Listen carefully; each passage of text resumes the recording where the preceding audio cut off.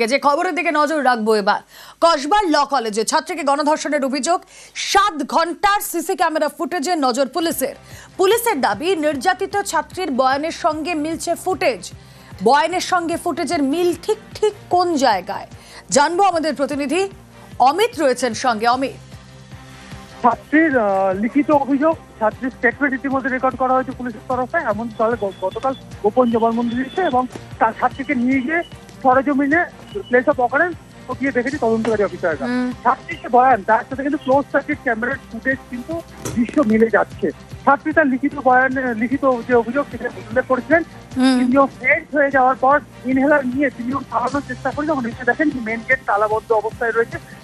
Help করতে চিৎকার করেছিলেন, গার্ড তাকে সাহায্য করেনি। ওই সময় মনোজিতের দুই সঙ্গী যারাকে গ্রেপ্তার করা হয়েছে পুলিশের তরফে তারা জোর করে মেন গেট থেকে নির্যাত ধরে বলপূর্বক নিয়ে যান ইউনিয়ন রুমে।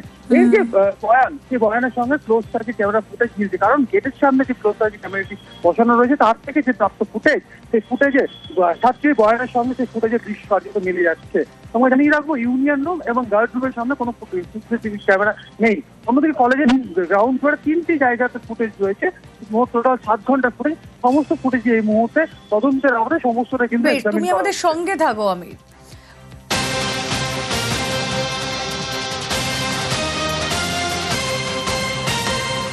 আর এই যে মনোজিৎ মিশ্র কসবা গণধর্ষণের মূল অভিযুক্ত, ধর্ষণের আরো প্রমাণ পেতে এবার মনোজিতের পোশাক বাজেয়াপ্ত।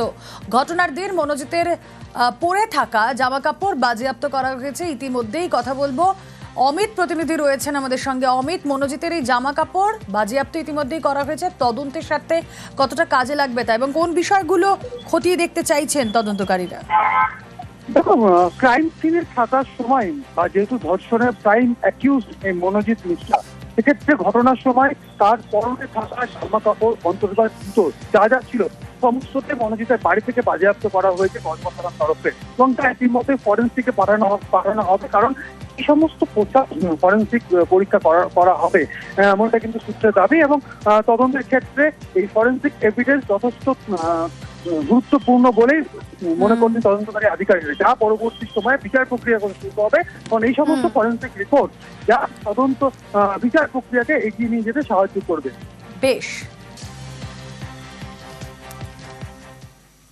মনোজিৎ মিত্রের পোশাক বাজেয়াপ্ত, অবশ্যই তদন্তকারীরা কিভাবে এগোবেন তদন্ত পরবর্তীতে আপনাদেরকে জানাতে থাকবো। কিন্তু এই যে মনোজিৎ মিশ্র, তার বিরুদ্ধে গণধর্ষণের অভিযোগ, তৃণমূল ছাত্র পরিষদের নেতা, 2022 সালে কলেজ পাশের পরেও তার দাপট ছিল। কি কীর্তি ছিল তার, দেখুন একবার।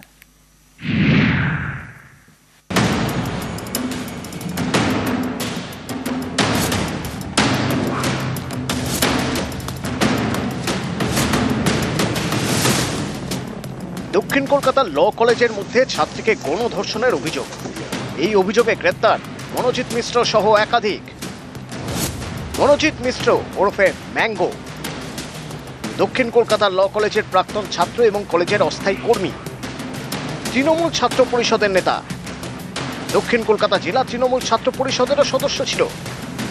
চেষ্টা করেছিল দক্ষিণ কলকাতার যুব তৃণমূলের সভাপতি হওয়ার। মাস 4 আগে পুলিশের সঙ্গে ঝামেলায় জড়িয়ে গ্রেপ্তারও হয় মনোজিৎ মিশ্র কলেজের মধ্যে গণধর্ষণের মূল অভিযুক্ত। অনেকেই বলছেন মনোজিৎ কলেজের অস্থায়ী কর্মী, কিন্তু তার প্রভাব দেখা যাবে কলেজে ঢুকলেই। মনোজিতের নামে দেওয়াল লিখন। দক্ষিণ কলকাতার ল কলেজে দাদাগিরি চালাতো টিম MM, অর্থাৎ মনোজিৎ মিশ্র টিম। মনোজিতের ডাক নামে এই দলের আর এক নাম টিম ম্যাঙ্গো। উনি ইউনিয়ন লিডার ছিলেন আমাদের, উনি প্রাক্তন ছাত্র ছিলেন। মনোজিৎ দা যে এরকম করবে এটা আমার খুব খারাপ লেগেছে, মানে দাদা হিসেবে মানতাম আমরা। ল কলেজের প্রাক্তন ছাত্র হয়েও কলেজে ব্যাপক দাপট। অভিযোগ বিভিন্ন নেতার নাম নিয়ে কলেজে দাদাগিরি করত মনোজিৎ। সেই অভিযোগ গিয়েছিল কলেজের নিরাপত্তার দায়িত্বে থাকা বেসরকারি এজেন্সির কাছে। তো অ্যাডামান্ট অ্যাটিটিউড। পিনাকি বাবু, মনোজিৎ সম্পর্কে আপনাকে কি বলতেন? যে এখানে একজন আছে, কি ওর নাম, এসব বড় দাদাগিরি। একবার বললো ম্যাঙ্গো না কি নাম নাকি, ওরই একই দাদাগিরি। সবাই জানে, সবাই। মনোজিৎ কলেজের মনোজিৎ এক্স স্টুডেন্ট ছিল, এরপরে পিওরলি টেম্পোরারি। এত প্রিভিলেজ কেন দেওয়া হতো মনোজিৎকে কলেজে? হ্যাঁ? আমি সেটা জানি না। 2022-এ পাশ করেছে, এখনো কলেজে এত অবাধ যাতায়াত। এটা আমি বলতে পারবো না। জায়গায় জায়গায় মনোজিৎ দাদা টিম এমএম লেখা। এটা আমি বলতে পারবো না। মনোজিৎ কি এখানকার নেতা সবথেকে বড় নাকি? না না, তাহলে এত প্রিভিলেজ কেন কলেজে আসতে? এইগুলো সব যিনি প্রেসিডেন্ট যেদিন আসবেন জিজ্ঞেস করবেন। 2012 সালে দক্ষিণ কলকাতার ল কলেজে ভর্তি হয় মনোজিৎ মিশ্র। তারপর থেকেই কলেজে বিভিন্ন গোলমালের নাম জড়ায়, মারামারিতেও অভিযুক্ত। 2014 সালে কলেজ থেকে নাম বাদ দেওয়া হয় মনোজিতের। 3 বছর পরে 2017 সালে ফের ল কলেজে ভর্তি হয়। সে বছর প্রিন্সিপালের ঘর ভাঙচুর আর সিসি ক্যামেরা ভাঙায় নাম জড়ায় তার। কলেজের সিসি ক্যামেরার অথরিটিও ছিল মনোজিতের হাতে। ল কলেজের তৃণমূল ছাত্র পরিষদের ইউনিট প্রেসিডেন্ট পদে ছিল মনোজিৎ। 2022 সালে এই পদ থেকে সরানো হয় তাকে। ওই বছরই ল কলেজ থেকে পাশ করে মনোজিৎ। দক্ষিণ কলকাতার ল কলেজের দাদা মনোজিৎ মিশ্র ওরফে ম্যাঙ্গো। কলেজে একাধিক দেওয়াল লিখন তার নামে। এই মনোজিৎ মিশ্রর বিরুদ্ধে কলেজের মধ্যে ছাত্রীকে ধর্ষণের অভিযোগ। বৃহস্পতিবার তাকে গ্রেপ্তার করা হয়। নিউজ 18 বাংলা। দক্ষিণ কলকাতার ল কলেজের মধ্যে গণধর্ষণের অভিযোগ, আর এই নিয়ে জেলায় জেলায় বিক্ষোভ। 4 সদস্যের ফ্যাক্ট ফাইন্ডিং টিম গঠন বিজেপি।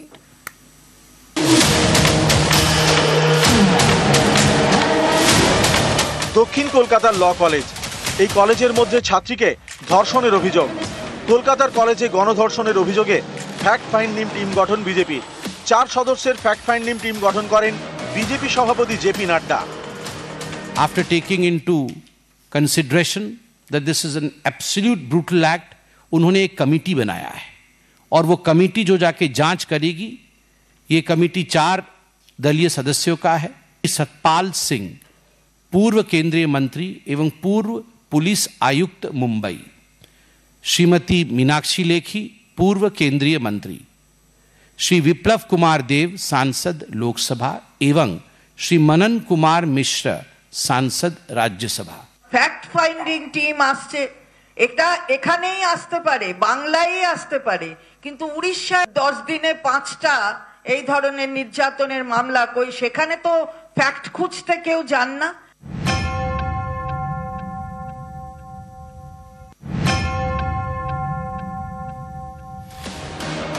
দক্ষিণ কলকাতায় ল কলেজের মধ্যে ছাত্রীকে গণধর্ষণের অভিযোগ। জেলায় জেলায় চলছে প্রতিবাদ বিক্ষোভ। কলকাতাতেও বিক্ষোভ। দক্ষিণ কলকাতার ল কলেজের সামনে বিক্ষোভ ছাত্র পরিষদের। লালবাজারের সামনে বিজেপি যুব মোর্চা বিক্ষোভ দেখিয়েছে। শনিবার দুপুরে গড়িয়াহাট মোড়ে সুকান্ত মজুমদারের নেতৃত্বে বিক্ষোভ দেখায় বিজেপি। কসবা থানায় যাওয়ার আগে গড়িয়াহাট মোড়েই পুলিশের ব্যারিকেড।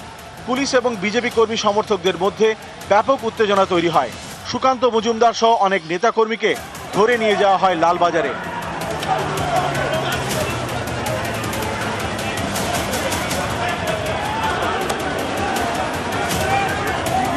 পদের লোভ দেখিয়ে তাকে চেষ্টা করা হলো ধর্ষণ করা। যখন সে লোভে রাজি হয়নি, তাকে ধর্ষণ করা হলো। প্রথমে শারীরিক সম্পর্ক স্থাপনের, আপনি যদি বয়ান দেখেন মেয়েটির, পদের লোভ দেখিয়ে শারীরিক সম্পর্ক স্থাপনের তাকে অফার দেওয়া হয়েছিল। এরা মানুষ না পশু? তৃণমূল কংগ্রেসের পশু এরা, পোষা পশু তৃণমূল কংগ্রেসের। যে ভদ্রমহিলা বয়ান দিয়েছেন, আইনি প্রসেস শুরু হয়েছে, তারপরে লজ্জা করছে না সুকান্ত মজুমদারের কথা বলতে? কোথায় থাকেন যখন উন্নাও, হাতরাস, প্রয়াগরাজ, বিলকিস, উড়িষ্যা, মণিপুর, ত্রিপুরা ঘটনা ঘটতে থাকে? 2024-এর আরজি করে ডাক্তারি পড়ুয়াকে ধর্ষণ করে খুনের অভিযোগ ওঠে। কলেজের মধ্যেই ধর্ষণ করে খুনের অভিযোগ। দক্ষিণ কলকাতার ল কলেজের মধ্যে ছাত্রীকে গণধর্ষণের অভিযোগ, গ্রেপ্তার একাধিক। এই নিয়ে রাজনৈতিক হাওয়া গরম। আরজি কর কেসে সিবিআই সফল নয়, এটা আমি আপনার সাথে সহমত, কিন্তু ব্যক্তি অগ্নিমিত্রা বলছি, আমি সিবিআই চাইছি না। কারণ আমি কেন সবসময় সিবিআই চাইবো? যেখানে আমার মাইনের টাকাতে পুলিশ রয়েছে, সুতরাং যার যেটা কাজ সে সেই কাজটাই করবে।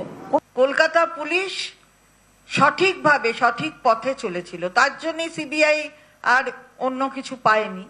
সেই পুলিশই আবার ধরেছে 12 ঘন্টা, কমপ্লেন্টের 12 ঘন্টার মধ্যে কিন্তু ধরেছে 3 জনকে, আর একজনকে পরে ধরেছে, 4 জন অ্যারেস্টেড।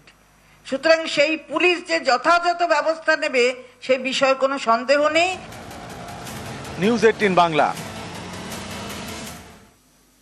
শনিবার বিকেলে গ্রেফতার, রবিবার সকালে মুক্তি। লালবাজারের রাত কাটিয়ে সকালে শেষমেশ মুক্তি। সেন্ট্রাল লকআপ থেকে মুক্তি সুকান্ত জগন্নাথে। 14 ঘন্টা পর মুক্তি সুকান্ত সহ 32 বিজেপি নেতাকর্মীর। গতকাল বেল বন্ডে সই করে জামিন নিতে অস্বীকার। বেল বন্ডে সই না করে শেষমেশ মুক্তি সুকান্তদের। লকআপ থেকে বেরিয়ে সরব রাজ্য বিজেপি সভাপতি।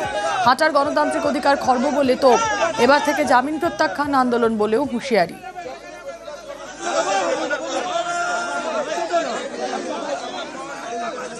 এখানে গণতন্ত্র বলে কিছু নেই।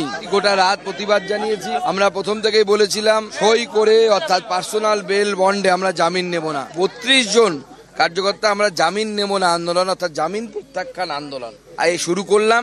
পশ্চিমবঙ্গের যেখানে ভারতীয় জনতা পার্টির কার্যকর্তারা এইভাবে এই গণতন্ত্রের জন্য আন্দোলন করতে গিয়ে যেখানে গ্রেপ্তার হবে আমরা এই জামিন নেব না বা জামিন প্রত্যাখ্যান আন্দোলন করব।